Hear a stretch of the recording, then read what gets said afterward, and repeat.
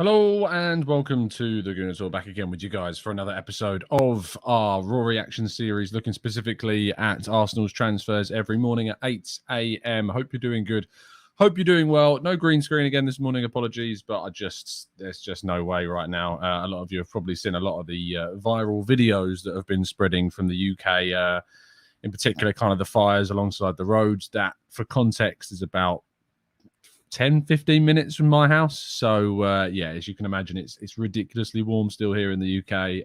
Contextually for us, it's very different to the rest of the world. We've never experienced kind of forest fires before, so it kind of gives you an idea of how different this is for us. So there's no green screen because it's still ridiculously warm, and if you can hear the fan in the background, I can only apologize.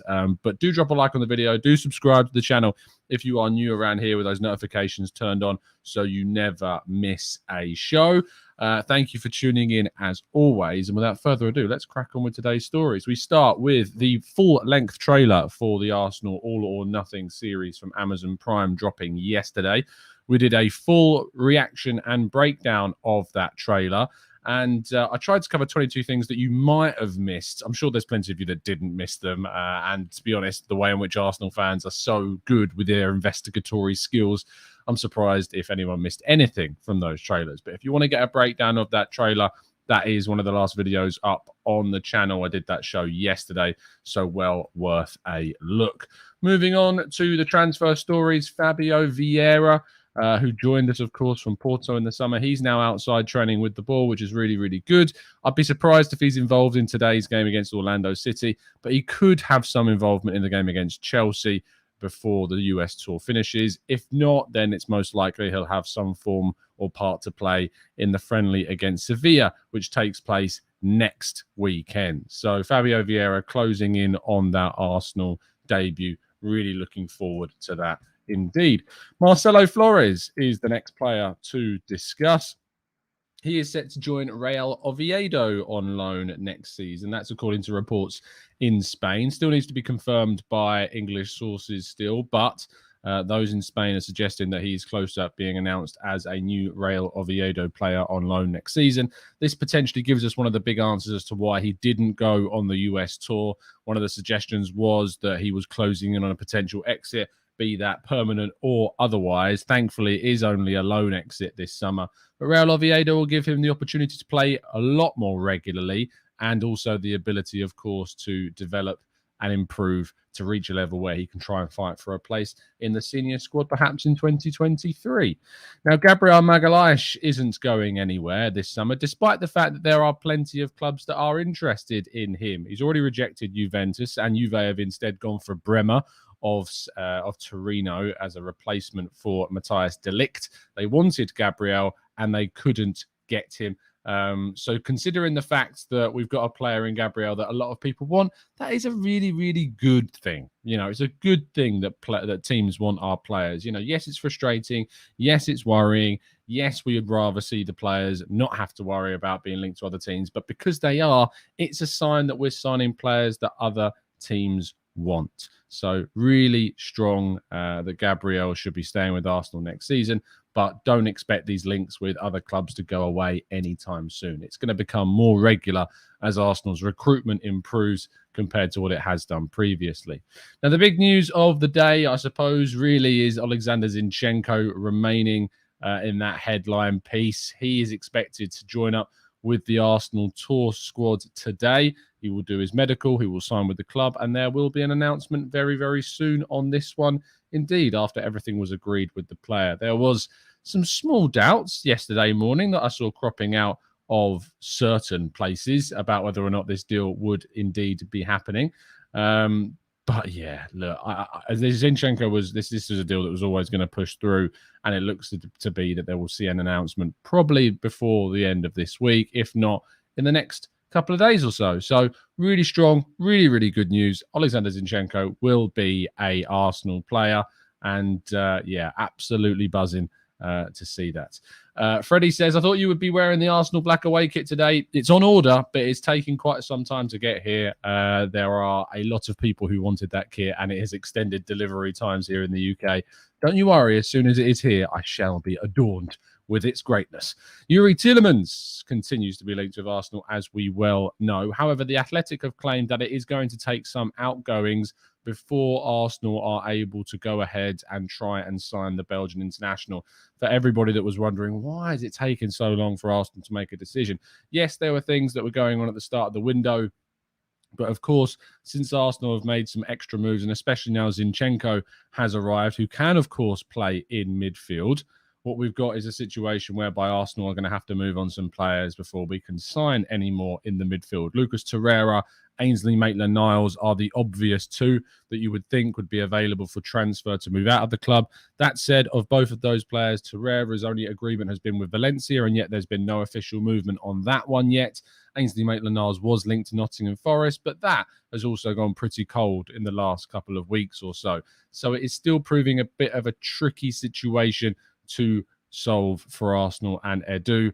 I predict that this could be a deal that happens towards the end of the window when Arsenal are, seeing more offers and late moves coming in for their surplus talent as players and teams start to go to plan B, plan C, plan D, because they didn't get their primary options in the market. They'll start to go for some of Arsenal's surplus players who will be available come the end of the summer window. And so therefore, that means it would open up a move to go for Youri Tielemans. David says, why are we so bad at selling players? To be honest, it's not necessarily to do with an ability to sell players. It's more so an ability to have bought those players previously. As we've discussed on the channel before, how do you sell a player that nobody wants? That's always going to be the biggest question that has got the most tricky thing to answer. The answer is that you really can't unless you're just giving them away. And at that point, you start seeing Edu and co getting criticised for not selling well enough. Arsenal need to try and sell better, absolutely. But they are getting into a position where the players they are signing are going to be more coveted. They are still trying to get rid of players that were signed a long, long time ago. And it's only the likes of Pablo Mari still that are being made available for transfer that was signed under the current regime. But still, it's very, very difficult to sell players that no one is really coming in for, especially when you've put them on ridiculous wages, as we have done with quite a few of them. And lastly, Lucas Paqueta. Now, there were reports yesterday that supposedly Arsenal remain keen on trying to get a deal done for the player. The player remains very keen on making a move to the Premier League. Whether or not this is a deal, again, that happens, I think also will be dependent upon Arsenal moving some players out before the summer is done. I think that for those that wanted to see all of Arsenal's business done before the start of the season, just like I did, ultimately are going to be a little bit disappointed. It's not going to get done before the start of the season. And the biggest reason behind that is because of the amount of players we just haven't been able to shift. And I certainly understand why we've not been able to shift those players either. It's just a frustration, obviously, and there's going to be a lot of criticism about the club not necessarily getting in the players before the window starts. But if we're being sensible and objective about this, we have a lot of players that are just going to move at the end of the window. They're just the types of players that move towards the end of transfer windows. And until that happens, we're not going to be able to bring other players in. We've brought in 5 to 6 players already this summer. 5 players, I think it is. Jesus, Turner, Marquinhos, Vieira, and now Zinchenko. That's 5 players in, and we've only got rid of, youth guys on loan, really. No one else has really gone at this stage, especially from a senior perspective. You can only bring in so many before you start thinking, wow, we really need to move some players on. So we're going to have to wait and see who ends up moving on from the club. But until that happens, the likes of Paqueta, the likes of Tielemans are not going to be joining until that indeed does happen. Let's go into the chat box and your questions, where we're going to tackle as many of them as we can. So if you indeed do have any, this is now the time to start throwing them into the chat box. Also, if you haven't done so already, to leave a like on the video and subscribe to the channel. We've been hitting 1,000 likes quite regularly on our Transfer Morning show, so it'd be great if we could continue that theme. It takes you just a second to press that button. But let's tackle these after this quick break.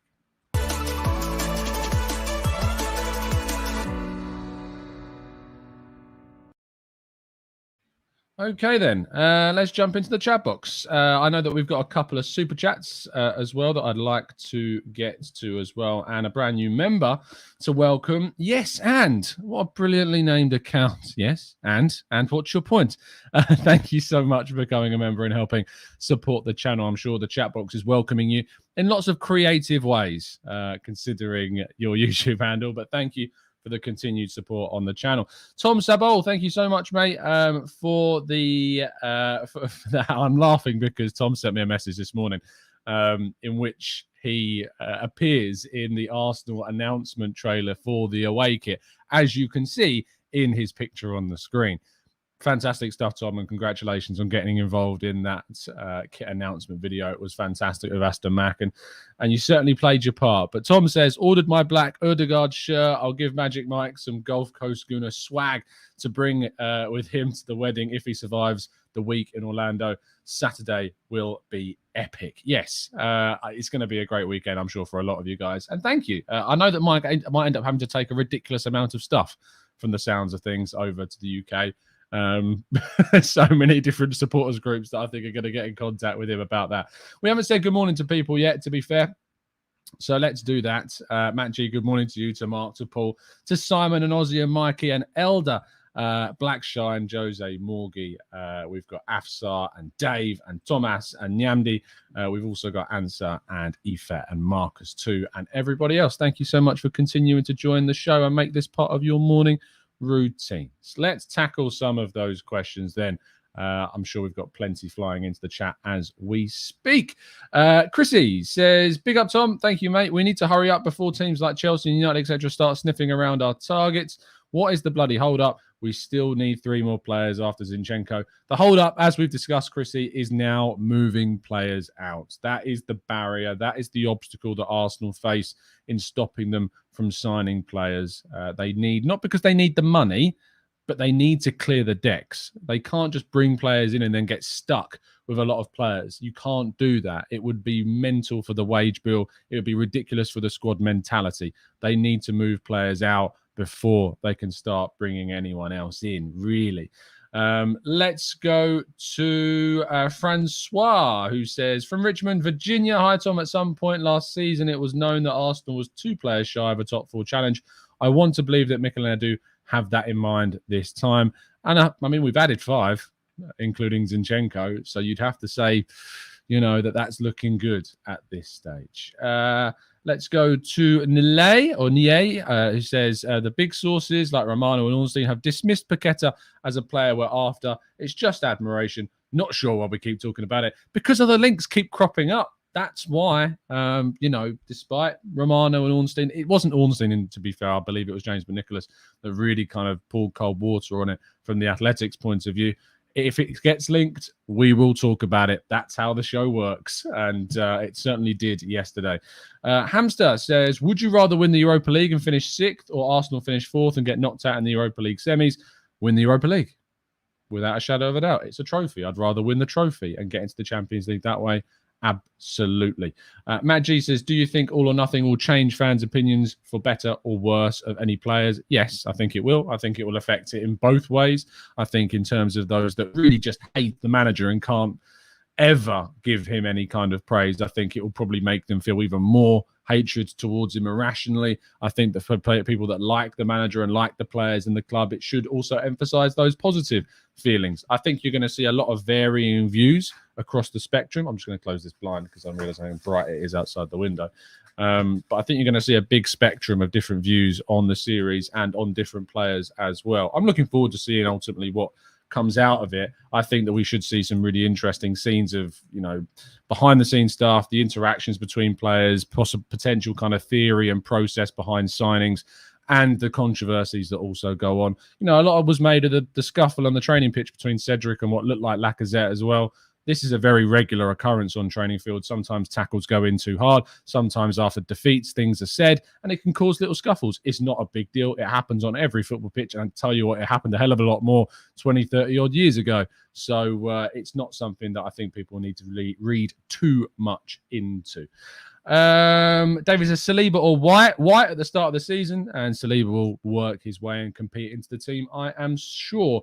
Harry says, who are your top targets for the winger position? As I've mentioned a few times, Pedro Gonçalves would be my pick. Moussa Diaby is staying at Bayer Leverkusen. He's already come out and said that now, so he's not going anywhere this summer. So Pedro Gonçalves for me is the one. Portuguese speaker, of course, because he is Portuguese, so would fit in quite nicely with that Portuguese speaking group that we have at the club. Mr. Smith says, as a semi-retired sports psychologist, I'm looking forward to watching the All or Nothing documentary. I mean, from that point of view, seeing kind of the dynamics and the social interactions of the players, that's going to be cool. You know, seeing their mindsets as well and what they feel and how they react to certain situations. It's going to be very interesting and educating, I think, about the whole educational, rather, about what we're going to see.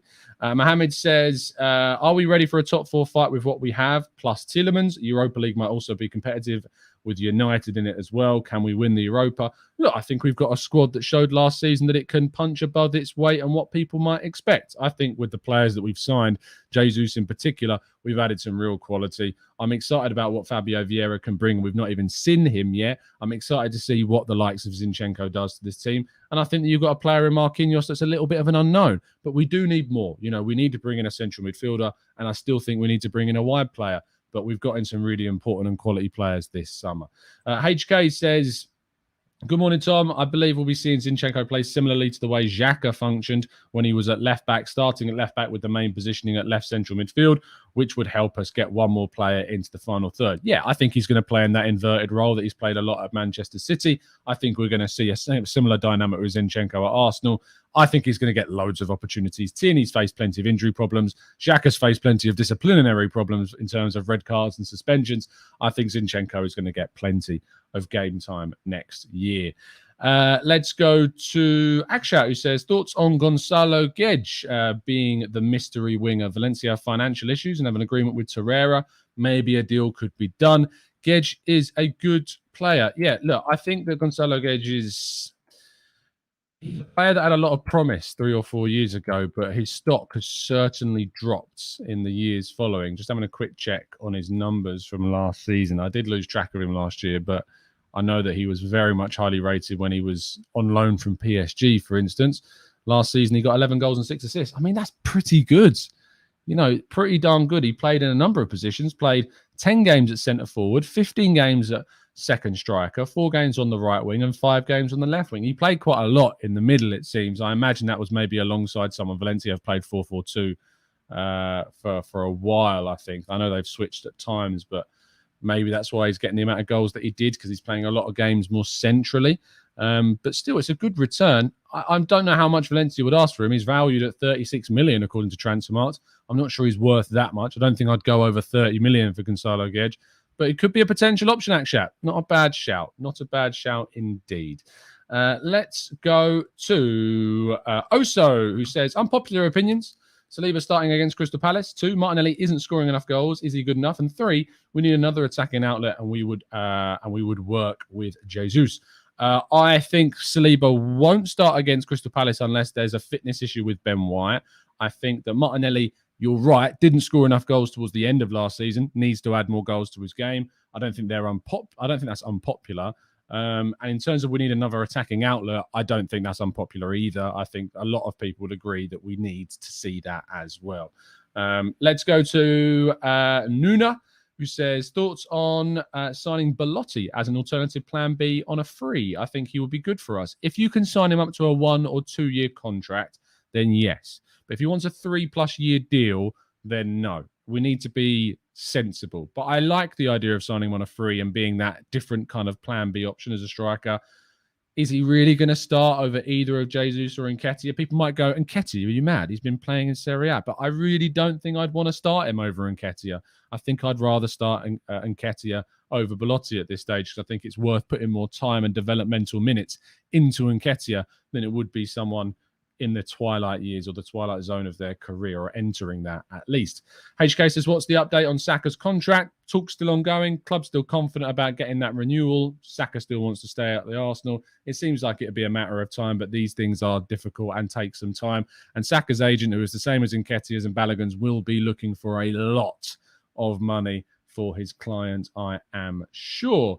Let's go to Daniel, who says, morning, Tom. I find it interesting that Champions League has not been a factor in attracting players. Do you think our business would have been different had we have got fourth? Yes, I do. I think you probably would have seen us go for another striker. I just think the extra capital that we would have got from being in the Champions League could have changed things. I think we probably would have ended up getting someone like Lisandro Martinez. I think we may have ended up getting someone like possibly Rafinha. Who knows?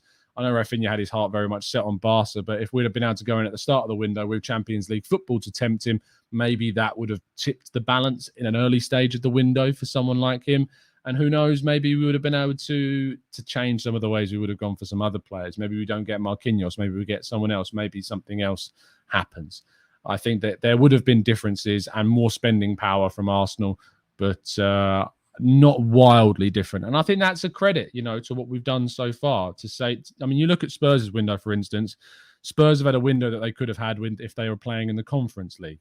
It's not been impressive from my perspective. I know people disagree, and that's fine. You're allowed to. It's opinions. I haven't been impressed by their window. And had Arsenal had a comparative window like them this year, and I believe we've had a stronger window so far, I would have been frustrated with the signings that they've made contextually. YG says, hey, Tom, if you can put a percentage on it, how confident are you that we make another signing after Zinchenko's unveiling? I'll give it about an 80%. Yeah, I'll give it an 80% in terms of confidence that we make another signing after Zinchenko. I'm pretty confident that Arsenal will move for another player. As I say, I think they're going to have to move players on first. I think it's probably going to happen in the latter stage of the window now, because a lot of the players that we have at the club that we want to sell are the types of players that leave in the final few weeks of the window, even on deadline day. So, yeah, but I'm about 80% confident. I would say that Arsenal are going to sign one more. I said it would be two. I said we'd sign one more before the season starts and one after. Zinchenko seems to be the one before the season starts.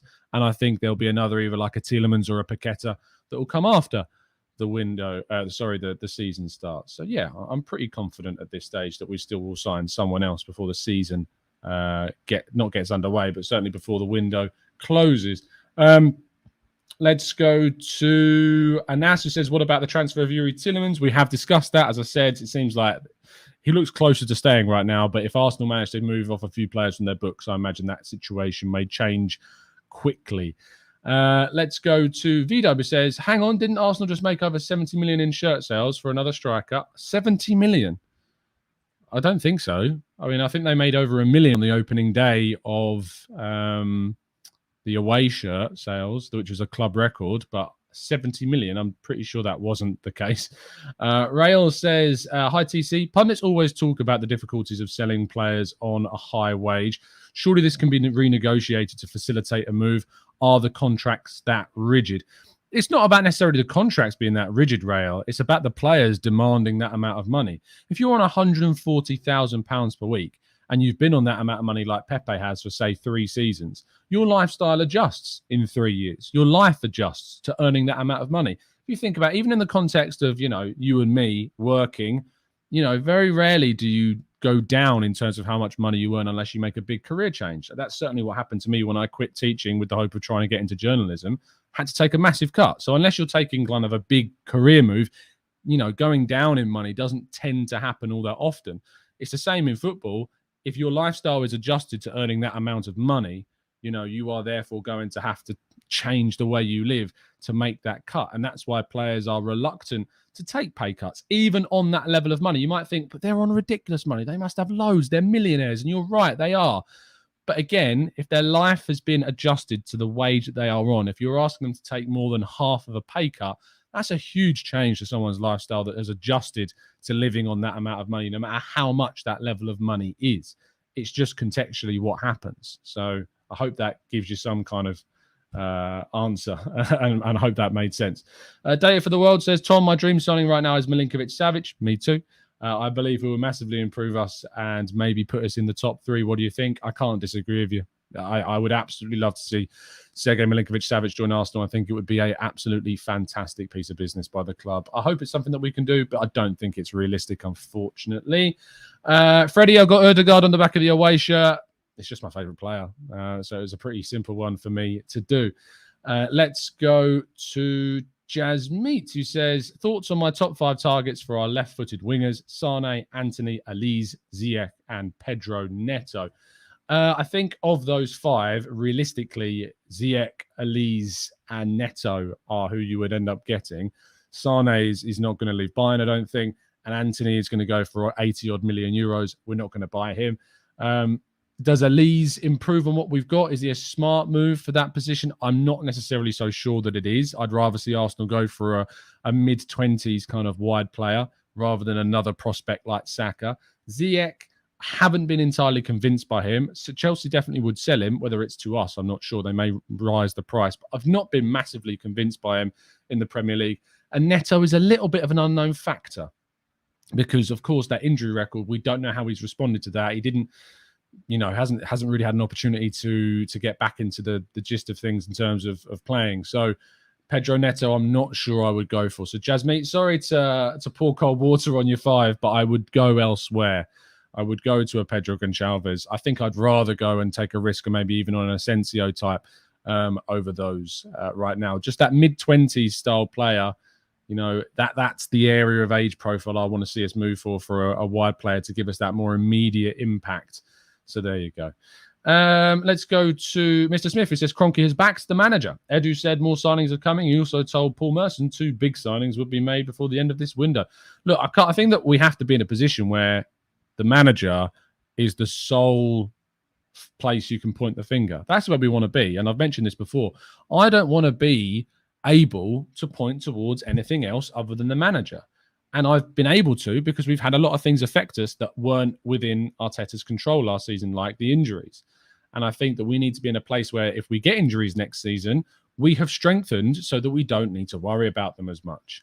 And that's what I want, so that at the end of the season, we can realistically all have just the one person to point the finger towards if we fail. It makes my job a hell of a lot easier if that's the case.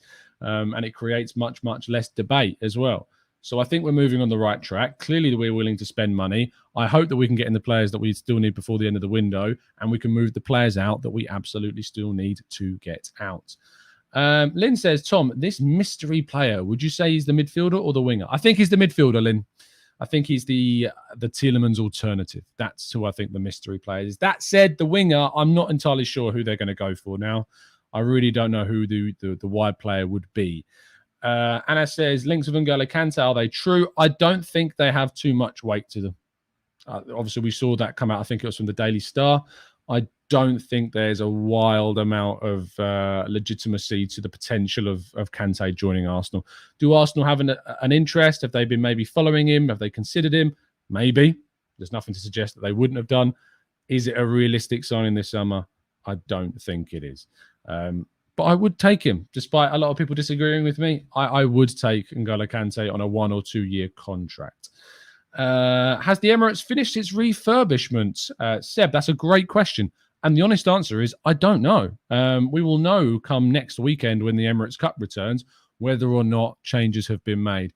But I don't know is the answer. I'll try and give anyone an answer to a question if I think I can give them one. But no, I can't give you an answer for this one, I'm afraid. I don't know. Javi says, finally, Tom, able to catch this one. It's 2:30 a.m. here in, I'm assuming JM is Jamaica. Thank you for tuning in, Javi. Really appreciate your time as always. It would be great if it is Savic, Lynn. It would be brilliant if it's Milinkovic-Savic. That would be a absolutely wondrous signing for Arsenal to make. Dominic says, what are the odds of Arsenal signing a wide player and a midfielder? Just wide player or just mid? I think the odds of signing both are 50-50.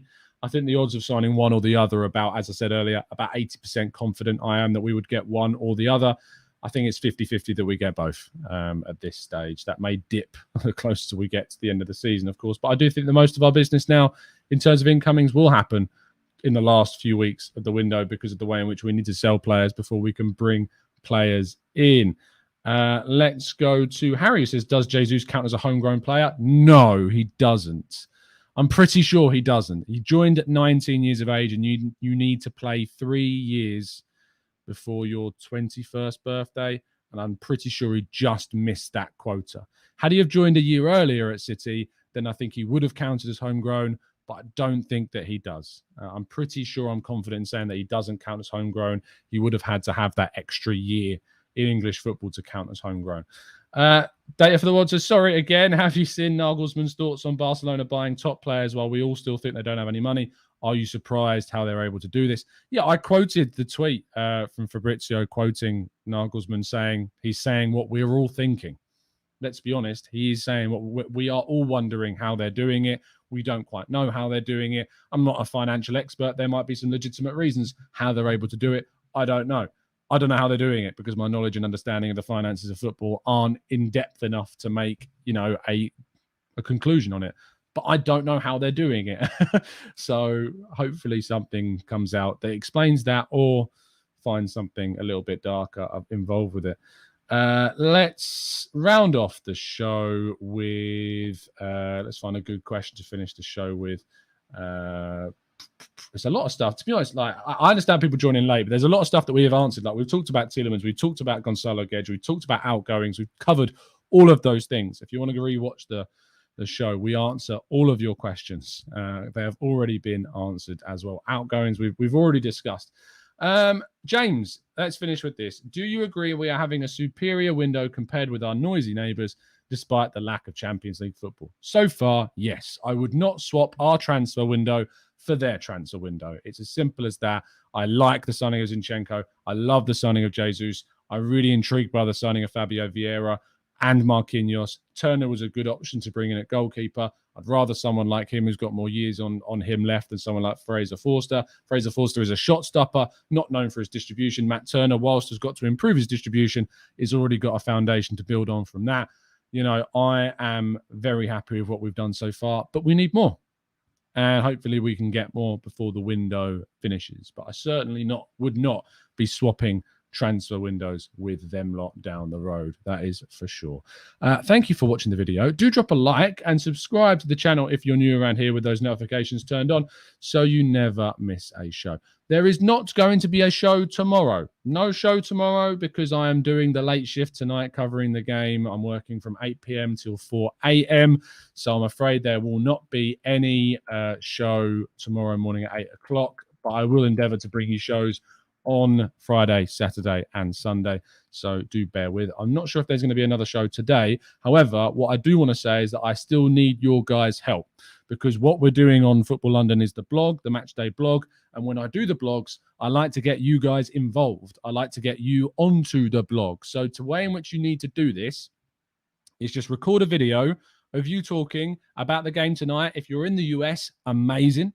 If you're going to the game, amazing. If you're not, great. Still send me these clips. I want you to, just record a video clip of you talking about your thoughts about the game, who you're excited to see, what your thoughts are around Zinchenko maybe as well, and we'll get you onto the blog. All you need to do is record that video, tweet it out with the hashtag FLArsenal at any point throughout the day, and it will go into the blog. If you're watching the game and can record something in a reaction to something that happens in the game, do that as well. It really, really does help me out. It helps out the blog. It helps out so much. And I know a lot of you guys support the channel in so many different ways, but this would really help me out too. So just tweet a video with your thoughts ahead of the game tonight, hashtag FLArsenal, and I'll get you into the blog. Keep it clean, keep it safe, keep it friendly, of course, because that makes it a lot easier for me to use them. But yeah, it would really, really help me out if you indeed did go and do that. So I look forward to seeing the videos and clips that we can get coming on to the blog this afternoon / this evening. I hope you enjoy your day. I hope you stay out of the heat as much as you can and enjoy the football later tonight. Looking forward to that one. See you again very, very soon. And as always, up the Arsenal.